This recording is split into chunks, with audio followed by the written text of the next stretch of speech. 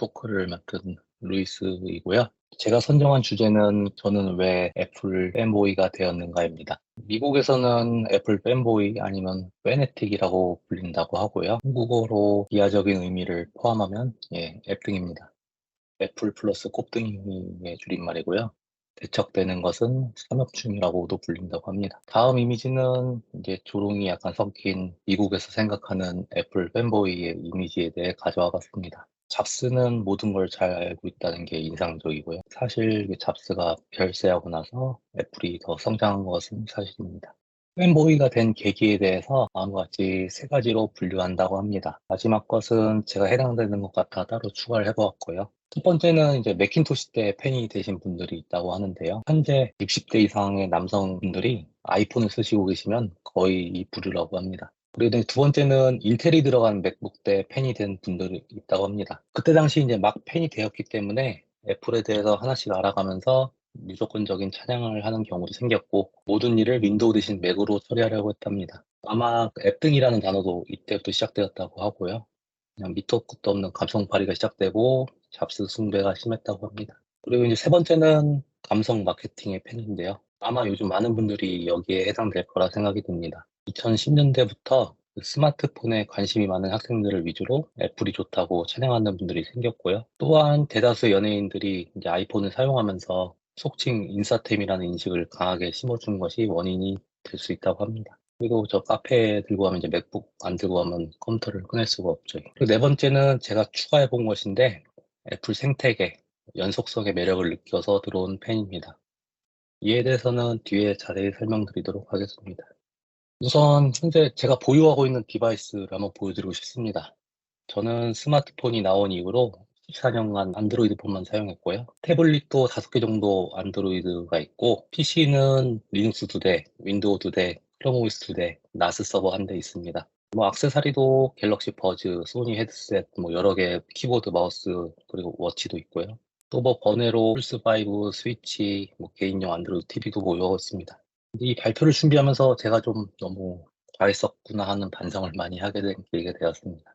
근데 이제 다음 페이지 작성하면서 더 반성을 했는데요. 다음은 저의 애플 장치들입니다. 맥북 한 대는 회사, 개인용 M1, 태블릿 4개, 워치 하나, 아이폰, 펜슬 2대 다 있고요. 에어팟 2개, 아이패드 케이스가 있습니다. 저는 뭐 500여만 원에 맥북 프로가 없으니 뭐 괜찮다고 위안을 삼지만 좀 과하긴 한 것 같습니다. 근데 제가 왜 이렇게 사게 되었냐면 다음에 설명드릴 한번 들어가면 빠져나오기 힘든 애플 생을 넣었다는 것입니다. 제가 큰 매력을 느낀 부분에 대한 설명에 앞서서 애플이 공식적으로 기재한 애플 연속성에 대해 간략히 소개드리려고 합니다. 이 연속성은 애플 생태계 항목들 중 하나로서 2개 이상의 디바이스를 사야 해당되는 것으로 보입니다. 에어드랍은 저는 뭐 사용해보진 않았지만 한 번 쓰면 계속 찾게 되는 기능이라고 하는데요. 이제 파일 전송을 근처에 있는 다른 애플 기기에 하는 것으로서 이게 없으면 보통 파일을 뭐 카톡이나 메신저나 메일로 보내고도 하는데 이 기능은 와이파이나 3G LTE 데이터가 안 돼도 기기 간 파일 전송이 가능한 기능입니다. 그리고 에어플레이는 비디오 스트리밍으로 뭐 다른 안드로이드 플랫폼도 많이 지원하는 기능이고요. 애플페이는 원래 미국에서 예전부터는 됐지만 한국에는 최근에 들어오면서 큰 파장을 일으키는 기능입니다. 현재는 유일하게 현대카드가 지원되는데 삼성페이와 다르게 애플은 카드사에게 수수료를 받는다고 합니다. 카드사가 처음엔 당연히 이제 애플페이 때문에 가입자가 늘어서 좋다고 했는데 현재는 좀 수수료 때문에 골치가 아픈 것 같습니다. 다음은 오토 언락 기능인데요. 이것도 좀 편한 기능 같은데 이제 워치를 차고 있으면 뭐 특히 마스크를 쓴 상태에서 아이폰의 잠금 해제가 가능하고요. 또 맥북도 이 워치로 잠금 해제가 됩니다. 뭐 지문으로 해지되는 SE 같은 모델들은 뭐 해당이 안 되겠지만 편한 기능입니다. 그리고 연속성 카메라는 맥에서 아이폰을 웹캠처럼 사용하는 기능이라고 합니다. 맥북의 카메라는 이제 위치가 고정되어 있어서 만약에 뭐 다른 방향을 찍어서 맥북에서 사용하고 싶으면은 유용한 기능 같습니다. 다음은 이제 연속성 마크업, 캐치, 핸드오프 기능은 아마 이제 클라우드 연동에 따른 기능 같아 보이고요. 어느 디바이스에서 작업하든 동기화 된다는 것으로 보입니다. 단 조건은 이제 다 애플 거야 되고요. 인스턴트 핫스팟은 따로 선을 연결하지 않아도 테더링을 쉽게 할 수 있다는 내용인데요. 아이폰만 가지고 있으면 어딜 가든 쉽게 테더링을 사용하여 유용할 것 같습니다. 제가 뭐 최근 아이패드 셀룰러를 샀는데 셀룰러 버전 왜 샀었나 싶습니다. 그리고 아이폰 셀룰러 통화는 이건 좀 호불호가 있어 보이는 기술 같아요. 저도 실내로 팀즈에서 이제 북에서 팀즈로 이제 회의를 하는데 아이폰으로 전화가 오니까 그 전화가 맥북으로 전화가 울려서 좀 당황했던 기억이 있습니다. 그리고 사이드카는 아이패드를 모니터처럼 사용한다는 건데 저도 한번 써봤는데 개인적으로 정말 모니터가 없으면 쓰겠는데 모니터가 있으면 그랬습니다. 카페 같은 데 가서는 좀 유용해 보이고요. 문자 메시지 전달은 폰으로 오는 메시지를 맥이나 패드에서 볼 수 있는 기능인데 요즘은 윈도우나 안드로이드 폰과 동기화 서비스를 제공하고 있습니다. 공통 클립보드는 위에 설명드린 핸드오프랑 비슷한 맥락 같고요. 유니버셜 컨트롤은 처음 알았는데 맥 키보드나 마우스, 트랙패드로 최대 2개의 디바이스를 제어 가능하다는 건데 저도 해봐야겠습니다. 이제는 개인적으로 감명받은 부분에 대해 설명드리려고 합니다. 처음은 이제 아이패드랑 애플 펜슬의 조합인데요. 제가 처음 이걸 보게 된 건 저희 회사 이제 아우팅을 갔는데 대기 시간이 있었습니다. 그때 당시 계셨던 이제 누구 박사님이라고 계셨는데 그분께서 이제 패드와 펜슬로 논문을 쉴 새 없이 검토하고 필기하고 계셨습니다. 이분은 뭐 다른 분이다 싶어서 그냥 넘어갔는데 제가 이제 영어학원 다니고 스터디를 나가 보니까 어떤 분이 이 조합에 굿노트라는 앱으로 정말 그럴싸하고 효율적으로 공부를 하는 것을 보고 또 충동 구매를 하게 되었습니다. 이전에도 펜슬들이 있는 태블릿이 있어 왔고 현재도 있지만 개인적으로는 애플 펜슬의 필기감 정말 좋은 것 같습니다. 그리고 또 굿노트라는 그 말씀드린 앱은 현재 iOS만 지원하고요. 그리고 우측 상단에 있는 1세대 펜슬은 그림처럼 충전을 패드에 연결하던가 아니면 따로 커넥터를 껴서 해야 됐는데 2세대부터 하단 그림과 같이 아이패드에 자석으로 붙어서 자동으로 충전이 됩니다. 충전 방식이 바뀌면서 매우 편해진 경우고요.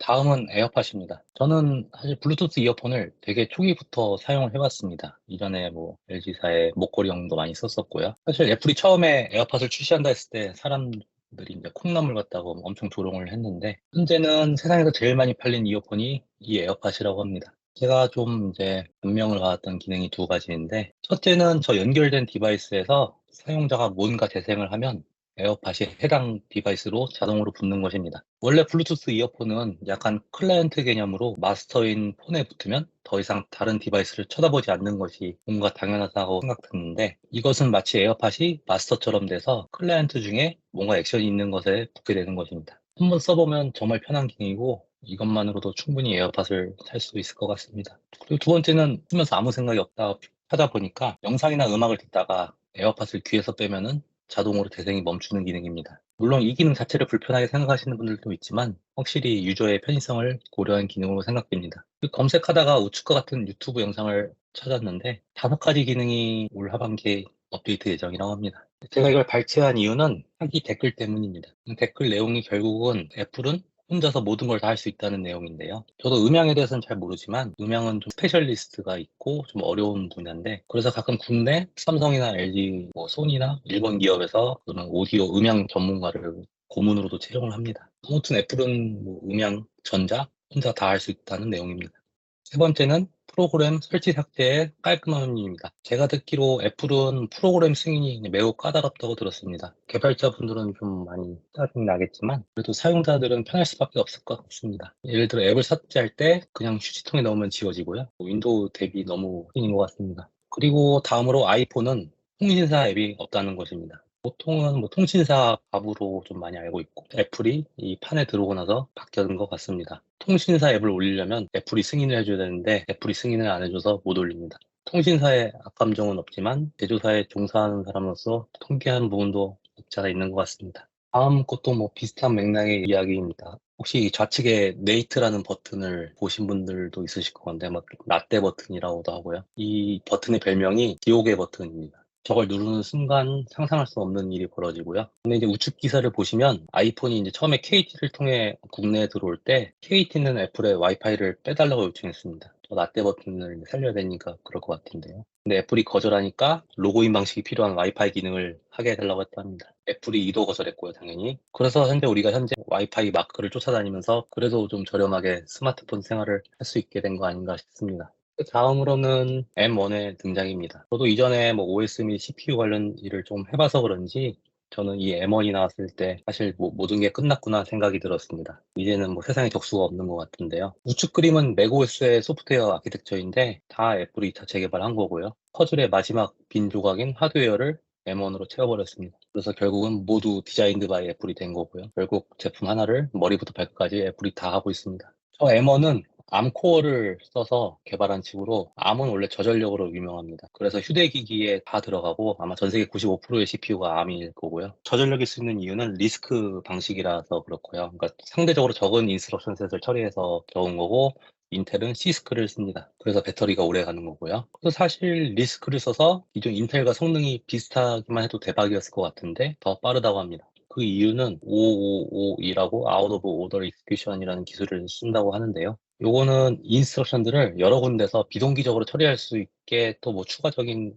기술이 들어갔다고 합니다. 그래서 지금 현재 기존 X86보다 더 빠르게 처리들이 되고 있고요. 그리고 암은 아이폰, 스마트폰에서 쓰이는 코어이기 때문에 기존의 아이폰 앱들이 M1 맥북에서도 일부 사용이 가능합니다, 현재. 쉽게 말하면 안드로이드 폰이 지금 현재 윈도우에서 돌아갈 수 있게 된 거고요. 현재 100%는 아니지만 애플은 맥OS와 iOS의 경계를 없애려고 노력한다 들었습니다. 그리고 뭐 다른 장점들을 이제 한 줄씩 써봤는데, 애플워치로 애플페이가 결제된다는 거고요. 삼성은 이전에 이 기능을 지원했다가 무슨 사유로 뺐는데 지금 고객들의 요구사항 때문에 다시 넣으려고 노력 중이라고 합니다. 그리고 맥세이프는 그냥 자석 아니야 뭐 생각이 듭니다. 그냥 자석인데 애플이 이제 발표를 하니까 안드로이드 폰 유저들도 케이스를 링을 달아 많이 쓰고 있습니다. 근데 이게 생각보다 유용한 게 뭐 욕실, 주방 뭐 이런 데다 거치를 쉽게 해서 사용할 수 있고, 특히 차량 거치에 장점을 보이는 것 같습니다. 그리고 뭐 UI 및 터치 반응성은 뭐 예전부터 애플이 압승이었는데, 뭐 안드로이드 제조사는 좋은 하드웨어를 승부를 봤고요. 뭐 누가 써놓은 것 중에 100% 맞진 않지만 그래도 좀 이해가 되는 내용이, 아이폰은 마치 한국인 두 명이 말하는 거라면 안드로이드 폰은 한국인과 외국인이 통역을 통해서 대화하는 거라고 생각하시면 됩니다. 통역은 우리가 이제 흔히 생각하는 버추얼 머신이고요. 그리고 아이폰을 쓰면서 앱들이 백그라운드에 많아도 성능 저하가 딱히 생기지 않는 것 같습니다. 아마 뭐 iOS 개발자분들 엄청 통제를 해서 출시 가능하게 만든 거겠지만 사용자 입장에선 되게 좋은 일 같습니다. 그리고 맥북은 기본적으로 터미널도 많이 사용되는데, 개발간 많이 사용되는 리눅스와 방식이 거의 비슷합니다. 그래서 개발함에 있어 리눅스에서만 되는 것들이 어느 정도 구색을 맞출 수 있습니다. 우리 루이빌의 커먼 코드 팀도 많이 그런 작업들을 하고 있고요. 디자인은 항상 뭐 나오는 얘기니까 넘어가겠습니다. 그리고 저는 중국어를 거의 안 하지만 사실 감가상각이 덜한 것 같습니다. 마치 외제차랑 단 것 같고요. 그리고 엄격한 통제 속에 아무 앱을 설치할 수 없기 때문에 멀웨어 같은 앱이 설치되기 꽤 어려울 것 같습니다. 다음은 제가 생각한 개인적인 단점인데요. 일단 비쌉니다. 그리고 뭐 다음 항목과도 연계가 되는데, 다른 액세서리, 스토리지 등들과 호환이 거의 안 돼서 울며 겨자 먹기로 애플 아니면 벨킨 정도 사서 보강해야 되는데 엄청 비싸고요. 사실 제품 메모리 몇 기가 울리는 옵션이 너무 비싸기도 한 것 같습니다. 그리고 뭐 마우스, 키보드도 사실 애플 거 아니면 잘 끊기는 것 같고요. 블루투스 이어폰도 다른 회사 걸 사면 뭔가 끊깁니다. 결국 애플 거 안 사면 뭔가 잘 안 됩니다. 그리고 개발에서 사용되는 뭐 SSH, BLE, 시리얼 등 통신 관련 앱이 없습니다. 있어도 되게 비싸고요. 아마 애플에서 좀 제약을 걸어두는 것. 게임은 뭐 윈도우에 비해 턱없이 많이 없고요. 그리고 익숙해지면 편안하겠지만 저는 뭐 나스 서버도 좀 쓰는 입장인데, 뭔가 파일 업로드, 다운로드가 불편하고 제약이 있어 보입니다. 그리고 이제 초기화에 있어서 윈도우에 비해 과정은 좀 편한 것 같은데 뭔가 좀 불안정하고 자주 멈추는 것 같습니다. 그리고 아직 윈도우에서만 지원되는 프로그램들이 많고요, 여전히. 특히 뭐 인베디드 쪽에서는 이제 칩에서 제공하는 툴들이 그렇습니다. 아마 다른 분야도 윈도우만 되는 것들이 여전히 많을 것 같고요. 그리고 기본적으로 USB랑 HDMI 포트가 없습니다. 얇게 만들기 위해 빼는 것도 있지만 결국 추가 커브 구매는 필수인 것 같습니다. 네, 이상으로 저는 발표를 마치도록 하겠습니다.